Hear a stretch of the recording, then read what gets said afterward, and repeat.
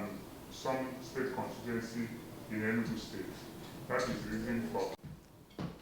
The title of the briefing is Enugu Guba Tribunal Judgment, Nasarawa Guba Tribunal Judgment, and Kano East State Constituency Tribunal Judgment. Similar facts, different judgments. Good morning again, gentlemen of the press. Kindly recall that Enugu has attracted worldwide attention since the governorship election held on March 18th and the declaration of PDP candidate Mr. Peter Mba as the winner by compromised INEC officials on 22nd of March 2023.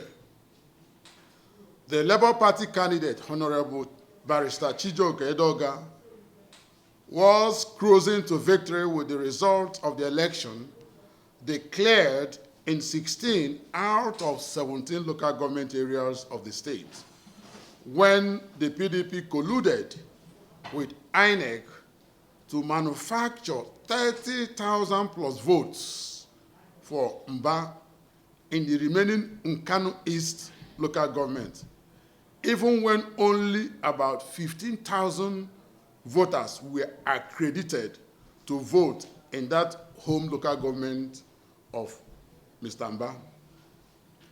The INEC returning officer for the state, Professor Madu BBC Iwe, rejected the figures from Kano East because the beavers was discarded, prompting the INEC headquarters to invite him to Abuja. After 3 days, an Abuja INEC panel led by Festus Okoye reduced the total votes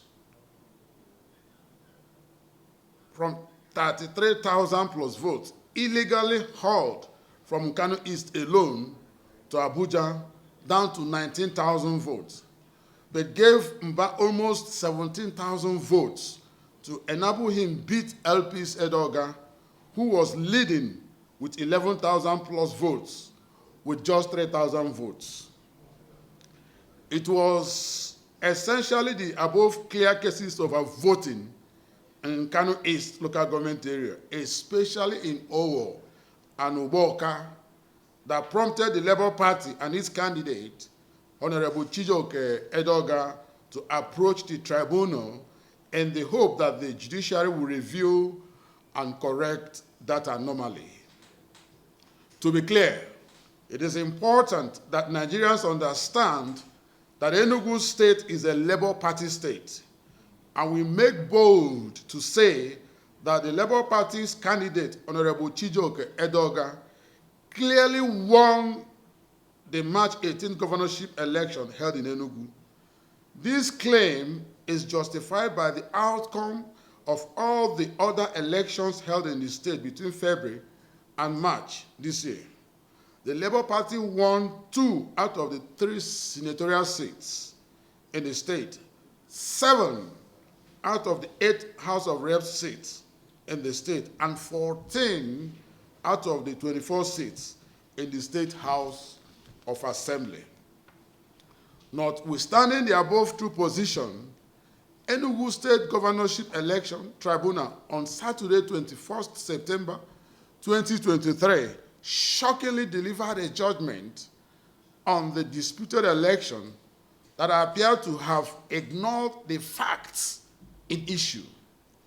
The judgment fell short of the expectations of both the majority of Nigerians and legal pundits who have continued to criticize the fundamental logic and the premise upon which the decision was reached.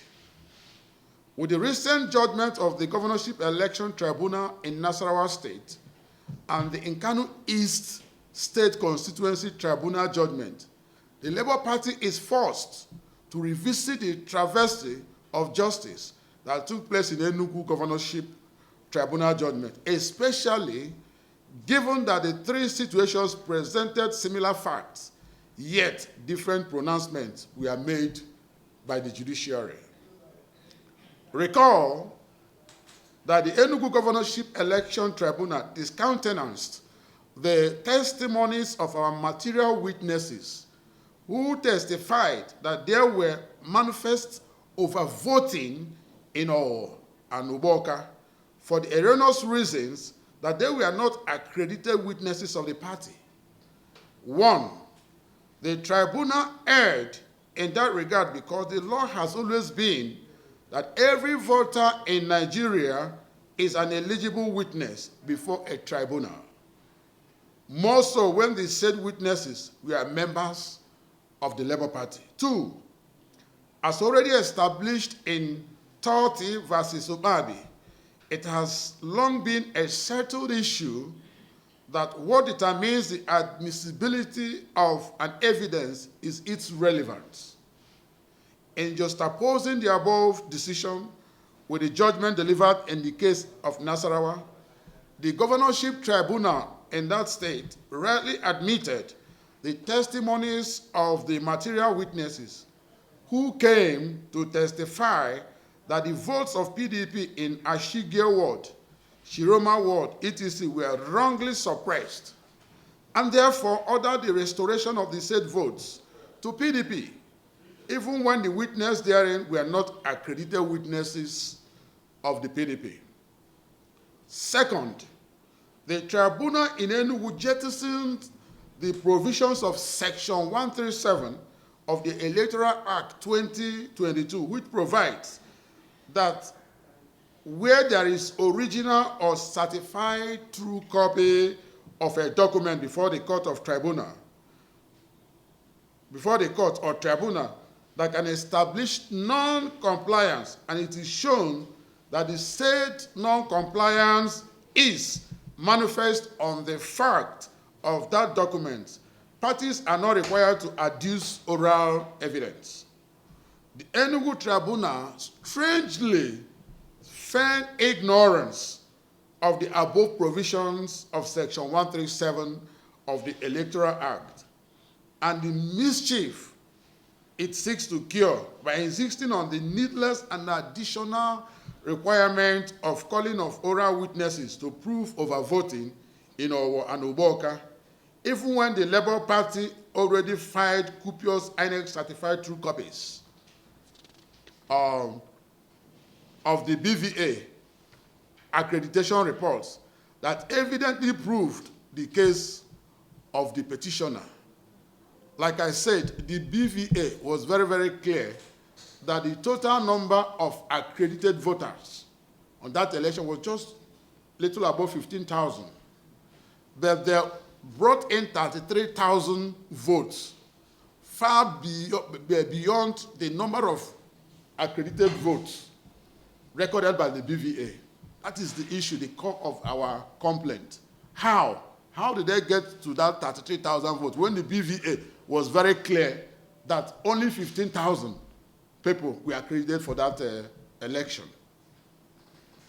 Again, in juxtaposing with the judgment delivered in the case of Nasarawa, the tribunal in Nasarawa, in line with the provisions of Section 137 of the Electoral Act 2022, rightly relied on the documentary evidence contained in the certified true copies of the printout of the BVA's accreditation report to cancel the votes in Gadawa Ward, Nasarawa Egon Ward, Shege Ward, Sabongari, and in other wards where overvoting took place without necessarily insisting that the oral witnesses be adduced in support of the tendered documentary.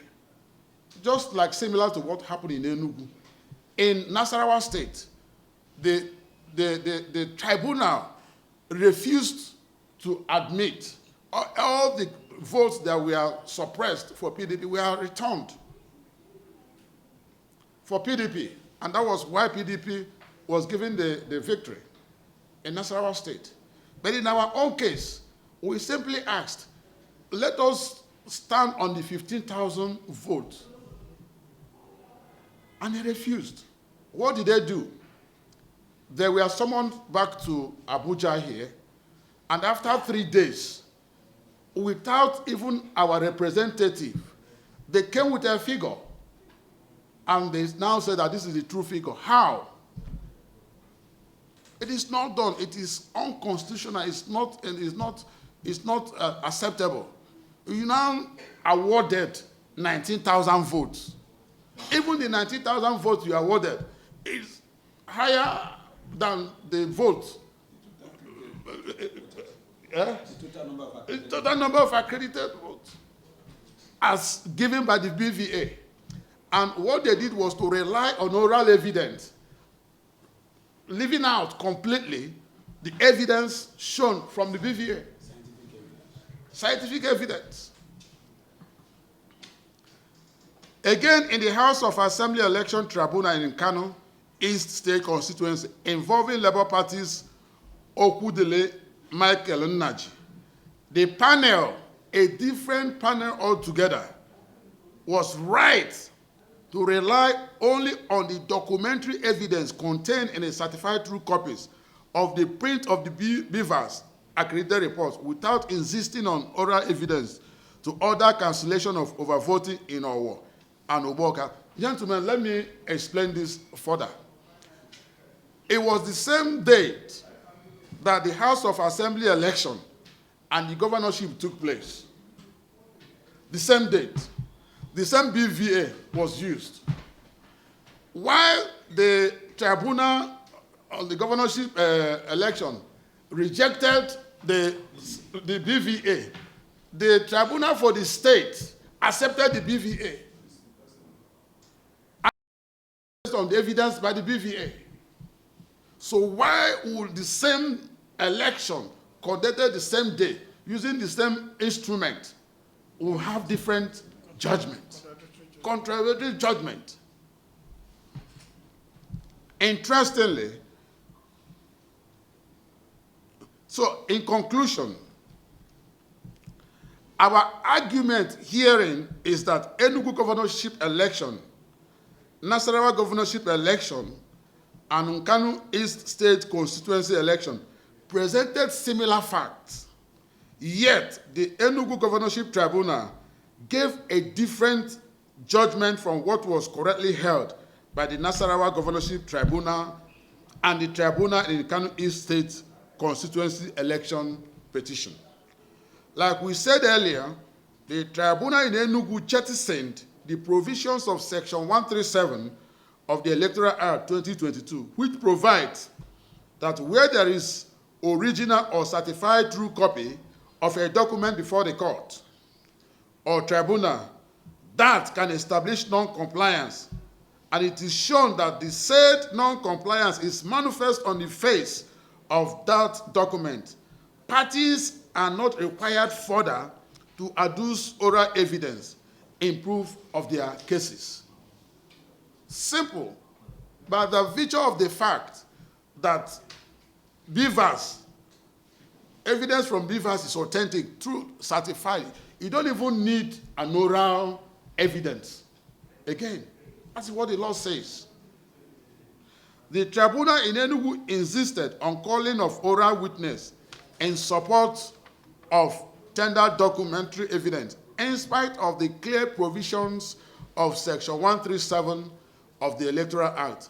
However, in contrast, the tribunal in Nasarawa, in line with the provisions of Section 137 of the Electoral Act 2022, rightly relied on the documentary evidence contained in the CTC of the printout of the beavers to cancel the votes in Gadawa Ward, Nasarawa Egon Ward, Shege Ward, and Sabongari, and in other wards where over voting took place, without necessarily insisting that oral witnesses be adduced in support of the tender documentary evidence. The documentary evidence supersedes, overrides the oral evidence. That was what led to the judgment in Nasarawa. That was what led to the judgment in Enugu East State constituency. But coming to the governorship election, they refused to accept the CTC of the beavers, rather accepting the oral evidence against the Section 137 of the Electoral Act of 2022. Finally, on the issue of Mba's NYSC discharge certificate saga, the purported issuer of the forged certificate, through a subpoena issued by the Enugu Tribunal, appeared before it to testify that the NYSC discharge certificate Governor Peter Mba submitted to INEC was not issued by them. It was not issued by them. Sadly, for some strange reasons, the tribunal thereafter discountenanced the evidence of the Director of Core Certification of the NYSC, who came to testify at the tribunal. That testimony, without much ado, fulfills the requirements of the law on proof of forgery, and should have indeed proved the case of the petitioner, but Justice Akano-led panel glibly dismissed the pivotal evidence of a key witness it invited to testify before it. It was the tribunal that invited the NYSC. And the NYSC came, the director of the certification came and said that the certificate you are presenting did not come from us. And for reasons best known to you, you discountenanced the evidence of the person you invited. And that is what we have, that's where we are today.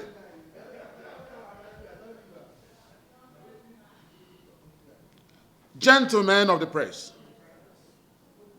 we, therefore, against the above background, appeal to you to stand with us at this auspicious time as we continue to call on the judiciary to ensure that justice prevails always.